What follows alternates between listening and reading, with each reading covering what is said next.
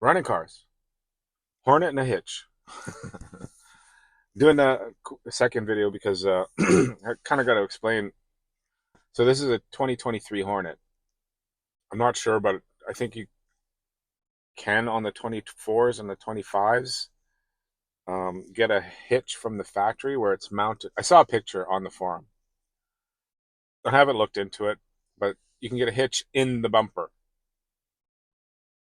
right? That's what the picture showed anyway. For me, the hitch is mounted underneath the car, so it's mounted underneath the bumper. Uh, they had to cut away a bit of the bumper to get. It's a Curtis hitch.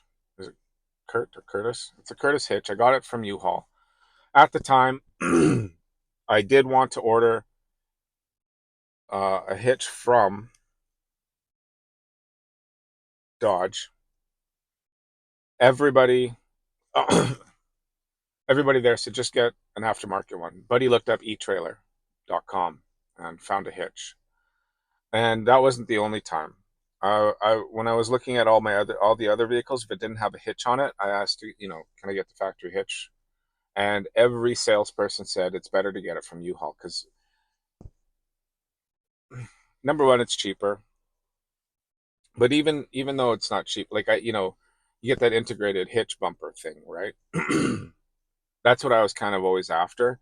But they didn't offer that on the 23 Dodge Hornet. So even if I got it from the factory, it would have been mounted underneath the bumper. So that created a problem. It did create a problem with the trailer because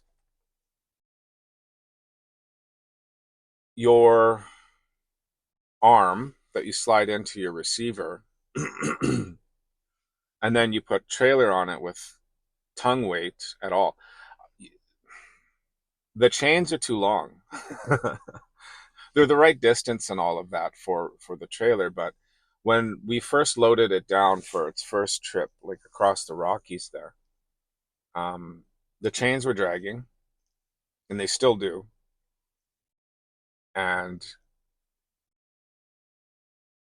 there was one instance coming out of a hotel parking lot where the the hitch was actually it's scraping on the ground, and you will get that,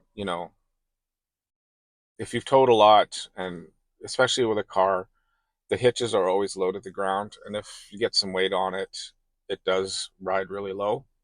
So you do have to be careful with that. But I'm gonna take the camera out there and show you. Uh, when we did the ball arm, the arm thingy with the ball that goes into the receiver.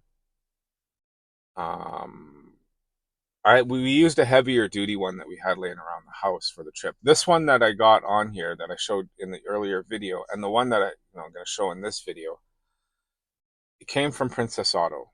I'm in Canada, and I think in the States it's Harbor Freight, and it's a pretty tiny little thing, and I'm surprised it holds as much as it says it's rated to do.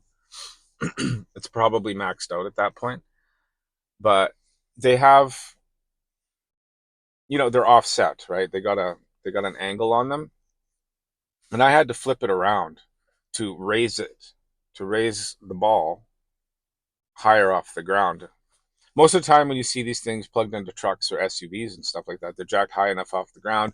And the receiver's in the bumper, so it leaves a lot of ground clearance. So it comes out, it goes down, and then you see the ball on top, right? Mine goes the opposite way.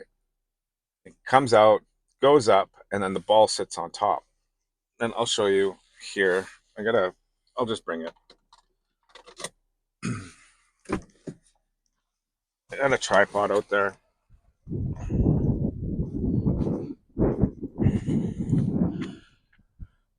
But yeah, okay, we'll just do this. See, it comes out and then comes up. Whereas it's usually mounted the other way, where this thing is down and down here, because the hitch is usually up in the bumper somewhere, right?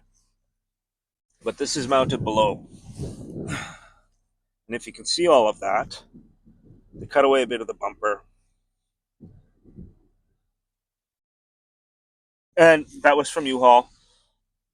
It wasn't cheap, but it also was less than it was about a third of a price as from the factory. Now I'm just gonna set this tripod up again.